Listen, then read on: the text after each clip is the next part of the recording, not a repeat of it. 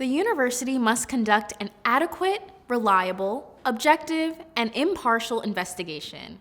This means that the university is committed to providing both parties with appropriate and adequate notice at all phases of the process and an equal opportunity to provide information to investigators during the investigatory process and review documents gathered as part of the investigation. Each party will be provided with an equal opportunity to review and respond to such information. In all cases, the respondent is presumed to be not responsible for the alleged conduct unless and until a determination is made of responsibility at the time of conclusion of the grievance process. The university investigation is led by a trained investigator who is a fair and impartial information gatherer. They are tasked with gathering information relevant to the reported behavior, taking into consideration both inculpatory and exculpatory information that is made available. While the parties are encouraged to provide all pertinent information to investigators, the burden of gathering evidence remains at all times on the university.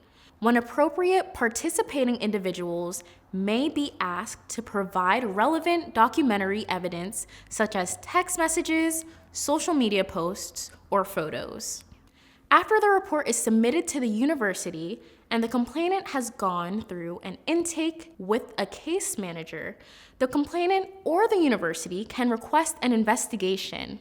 The case will be assigned to an investigator who will contact the complainant through email to schedule an interview and connect them with a support person or advisor from the Gender Equity Center. The complainant can decide if they want to further interact with the Gender Equity Center during the process or even select a different advisor to assist them moving forward. In most cases, the initial interview takes about 2 hours. During the initial interview, the investigator will provide the complainant information about the process and ask if the complainant is able to participate in an interview. This interview and all conversations can occur either in person or virtually. The purpose of this interview is to provide the complainant an opportunity to recall and report information about their experience. The investigator may ask questions that allow the university to align the reported behavior with policy. When the interview is complete, the university will evaluate the information to determine if the behavior could be a policy violation. If it is determined to be a violation, the investigator will document the decision and create a notification of allegations and investigation indicating the university has initiated a formal investigation. The complainant and the respondent simultaneously receive separate emails containing the notification of allegations and investigation. This document has several important features. First, it lets the recipients know that the university has initiated an investigation into the matter. This may be the first time that the respondent learns they've been named in a university process. To help support respondents, their email will also have information about common emotional responses to being named in a report and specific resources available to them through the university. Second, the notice has a description of the alleged behavior and the specific policies that the behavior could violate. Third, the notice outlines the investigative process, the parties' rights in the process, the university prohibition on retaliation, the standard of proof used by decision makers at the conclusion of the process, the range of possible sanctions or remedies, and the appeal process. Fourth, the notice provides information on the supportive measures available to the parties through the university. If new information is acquired during the course of the investigation, it requires a revision to the notice. The parties will again be provided with separate emails with an amended notification of allegations and investigation. In one section of the notice of allegation and investigation, the respondent is asked to schedule a 30-minute informational meeting with the investigator. Again, the meeting can be either virtual or in person. The investigator will connect the respondent with the respondent support coordinator, who can serve as the respondent's support person or advisor, or help them find an appropriate advisor.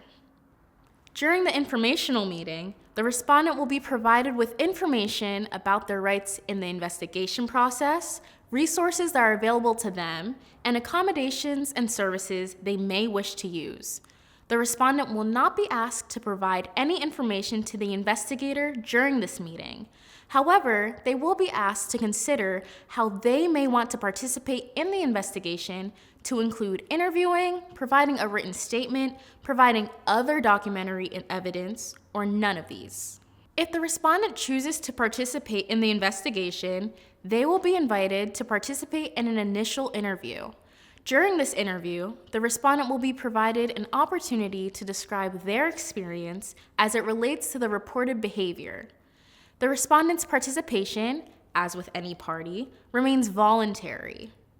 The investigator will also determine if there are witnesses to interview and invite them to speak about their experiences. Witnesses can be anyone who has contextual information about the reported behavior. They do not need to have direct observations. Throughout the investigation, parties and witnesses will be asked to provide evidence that is relevant to the investigation.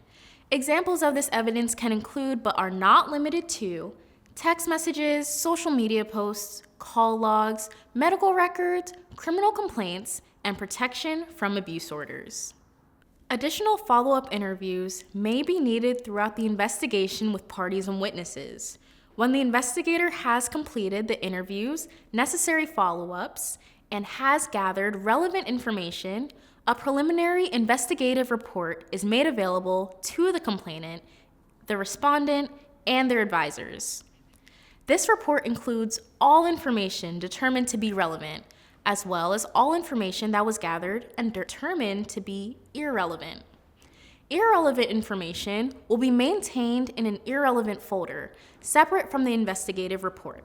Before the review period has elapsed, the parties may choose to provide a written response to the preliminary investigative report and irrelevant folder. Responses may include requests for follow-up interviews to be completed or additional evidence. Parties may also request that the investigator reassess questions of relevancy. The investigator will review the written response and complete additional investigation as needed. If new information is placed in the report based on the written responses, the parties and their advisors will be granted access to the investigative report. Parties may choose to provide one final written response. At the conclusion of this review period, the investigation is complete. The investigator sends the case file, including the final investigative report, to the Title IX coordinator. The Title IX coordinator will review the report to determine if the case will be dismissed or moved to a hearing. After the Title IX coordinator makes the determination, the parties and their advisors will be granted access to the final investigative report prior to the hearing.